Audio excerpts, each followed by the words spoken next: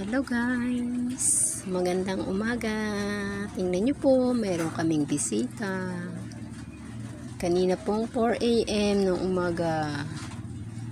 Nasa pader po namin sa may loob ng CR. Nakita po ng kapatid ko pagpasok niya po ng CR. So yun, nagtuturoan po kung sino ang papatay, kung sino ang huhuli. Ako guys, ayoko talaga ng ahas, grabe. Nanginginig na yung laman kapag nakakita ko ng ahas. Para siyang sawa. Mukha siyang sawa. Medyo malaki rin siya guys. Mahaba. Mga kasiguro kulang-kulang sa isang lipa rin. Mas ayan guys. Katusukin sana nung bakal kaso hindi pwede kasi may siwang yung dulo. So, ginawa na lang namin, tinusok namin nung kahoy. Dunukdok nung kahoy na 2x2 para po maipit yung ulo niya. Then, iipitin po namin yung sa katawan, sa bandang leeg ng plies po para mahuli.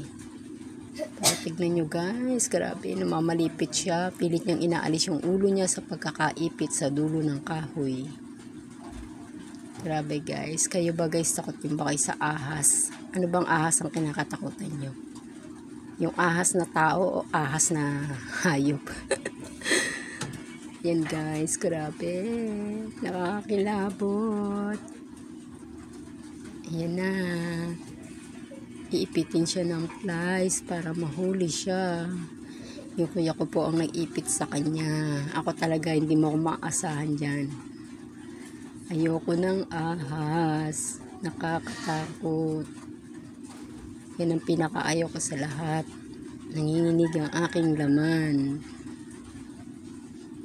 Kakakilabot.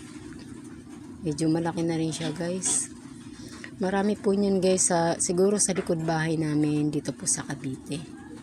Kasi po meron pong bakanting unit. Marami po siyang tambak. Yung islat po na hindi pa nakukuha para po kasi sa subdivision po marami pong tambak na basura, meron pong kutsyon siguro guys, yun yung kutsyon binabahayan na nila, marami pa siguro yan, hindi lang yan siguro iisa. Grabe pilit niyang inaalis yung ulo niya sa pagkakaipit. Ako yung nag-iipit niyan guys. Gusto ko nang bumitaw. Ayan na, iipitin na siya. Tapos lalagay namin siya sa loob ng plastic. Ayan na, ayan na, ayan na. Naku po, ayan na. Ayan na. Thank you for watching.